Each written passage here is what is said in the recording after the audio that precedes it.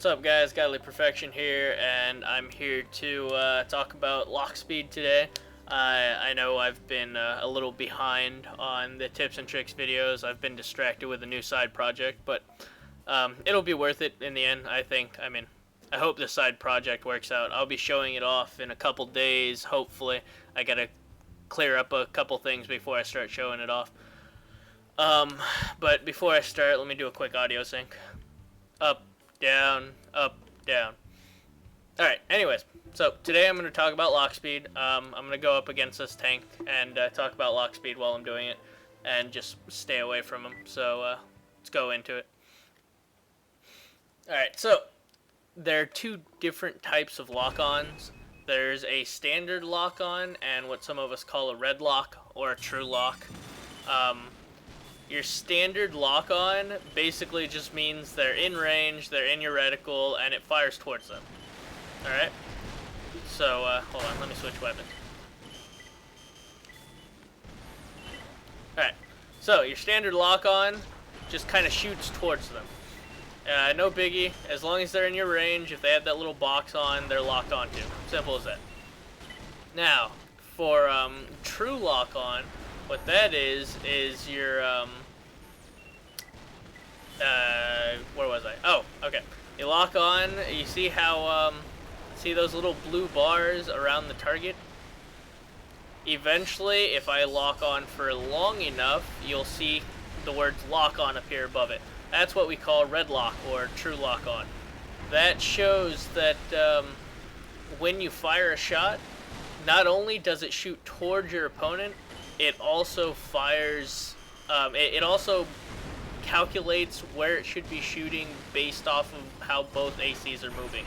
And by that I mean, like, if your opponent's AC is moving far left, it'll lead your shot and actually fire towards the left more so that you can cut them off, basically.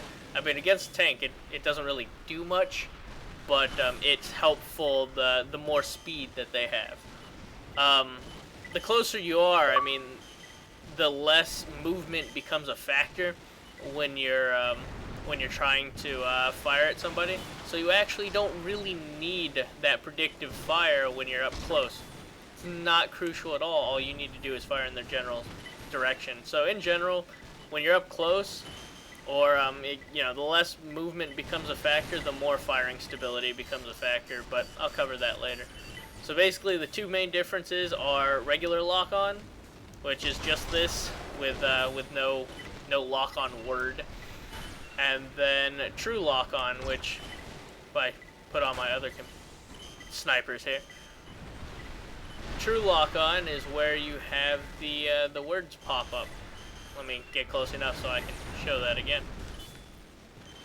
And you see those words? Those words mean there's true lock-on, which means whenever I fire a shot, it'll lead the shot based off of how I'm moving and based off of how he's moving. Makes shots a lot more accurate, and it is worth it the farther away from your opponent you are. It's also worth it for lower muzzle velocity weapons like plasma guns. Trying to think of what else. Okay, now to figure out how long it takes for your weapons to lock on, as you can see, that took like a split second to lock on. While these ones, as you saw earlier, take forever to lock on.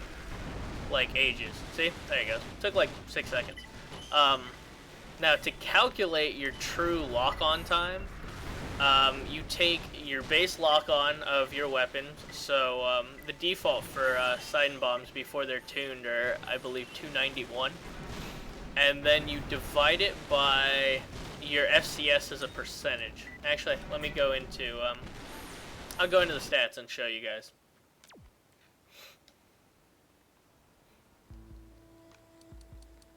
By the way, I don't normally carry 4 snipers. I'm doing this just for the video. Alright, so you take your base lock time. So right here it is 425. And you divide that by your FCS lock computation as a percentage. So 150 as a percentage is actually 1.5. So you would take 421 and divide that by 1.5, and then divide that by 60. 60 because you're trying to figure out number of seconds. What that actually tells you is how long in seconds that it'll take to lock on. So in this case, let me whip out my calculator on my computer. Calculator. Alright, so I have 421 divided by 1.5 equals this, and divide by 60. Alright, a standard sniper rifle with, or standard sight and bomb with my lock speed, or my base lock time, divided by my per dire lock computation ends up being about 4.67 seconds. And that's how long it takes to get a true lock on. But the thing is, that's what happened with the snipers on my back. However, I also have subcomputers. Subcomputers work very similarly to FCS, as they basically act as an FCS on their own. If you look at the accelerated lock-on, that's the additional bonus you get for having the subcomputer on. So right now, you would, with a single subcomputer, you would divide 421 by 1.5 for your lock-on, and then your subcomputer also as a percentage. So here we got 3.02. So we would divide by 3.02, and then divide by 60. So in this case, with a single subcomputer at 421 base lock and a 150 lock computation, we do 421 divided by 1.5 for my FCS, then divide by 3.02 for the subcomputer, and then finally divide by 60 to figure out in seconds, and we get 1.54 lock-on time. It takes 1.5 seconds basically. Now, that's just for a single subcomputer though, so by single I mean your arms are set to a shoulder unit storage of 1. If your shoulder unit storage is 1, then you only get 1 subcomputer bonus. However, if like me you're using a dual shoulder unit storage, it doubles the effect of the subcomputer. So you would divide the subcomputer again. So basically, you've got your 421 base lock, divide by 1.5 for FCS, divide by 3.02 for subcomputer, and then if you have dual subcomputers, you divide by 3.02 again, and then divide by 60 after all that. So with dual subcomputers in mind, we have 421 divided by 1.5 for the FCS as a percentage, then divided by 3.02 for the subcomputer, because 302 as a percentage, and then divide again by 3.02, and then divide by 60 to get it in seconds, and now your lock time with a single subcomputer down to a double subcomputer drops your lock time from 1.5 seconds to a half a second. Cuts a whole second off of it.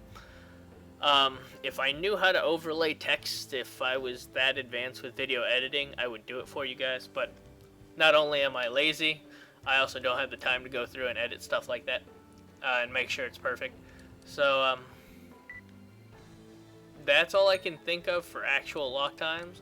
Let me just re-show this again. For my lock time, we calculated with dual subcomputers. It should take 0.5 seconds to get a true lock on, so half a second. As soon as I look at somebody, it's locked on in half a second. See that? Also, if you listen carefully, you'll hear a beep whenever you get a true lock on. You hear that? What else? Oh, subcomputers have a glitch right now. They only affect the weapons that are originally in your arms. If your weapons start out in the hanger, they don't get the effect. So, if we switch to my sniper rifles here, it will take that full, what was it, 4-point-some seconds? 1, 2, 3, 4, god damn it, I reset it. 1, 2, 3, 4, 5, it was about 4, whatever. Close enough. I don't know how to count accurately. I'm human. But hopefully that makes sense. If it doesn't make sense at first, I'm gonna write down the formula in the description, and you can watch this video and try to do the calculations on your own. Hopefully it'll make sense. But that'll give you a good idea of how much a subcomputer really adds to your lock speed, and if you really actually need it. If your lock speed's only changing by like 0.2 seconds because you're using a fast lock-on weapon already, then a subcomputer's probably not going to help you out that much. The cool thing about a really fast lock-on, though, is that it allows you to pop out, fire, and then go back into scan mode. If you have a practically instant lock-on, like 0.1 seconds, 0.2 seconds, that you can pop out, fire, and then get back into lock mode, or get back into scan mode. And it's very handy if you like to run around in scan mode a lot, which by now a lot of you should be getting used to popping in and out of scan mode more often. Hopefully that gave some good information. Remember, regular lock-on just means you're firing towards the opponent, and true lock-on means that it's calculating speed, or calculating where it should fire based off movement as well. The next episode, I know a lot of people have really been wanting to know this, is how to do perfect high boost and how to know if you're doing a perfect high boost. Actually, a lot of people do it by accident, so you might be like, oh, I already do that. That's kind of nice. And it's because of the kicking mechanic, but I'll explain that in the next video whenever I do it. Pay attention to my YouTube in the next couple days. I'll be covering this little big side project that I'm doing that's been taking up all my time and been stopping me from playing. Hopefully you guys like the side project, and hopefully everybody will jump on board with testing out the project and supporting it and helping me make decisions for the big project. Yes, it really is that big of a project. Oh, and as for the spreadsheet, my other side project, like I said, whenever I reach 1,500 subscribers, then I'll clean up the spreadsheet and I'll release it within a few days of getting that many subscribers. I still have like 250 left, so if you haven't subscribed yet and you want that updated spreadsheet, then I'd totally subscribe. Totally. Anyways, I'm going to get going. I'm going to go back to working on this this side project of mine so I can show it off in a couple days. I'll talk to you guys then. See you guys later. Hope you guys are still enjoying the channel. Hope you guys are still sharing. Take care.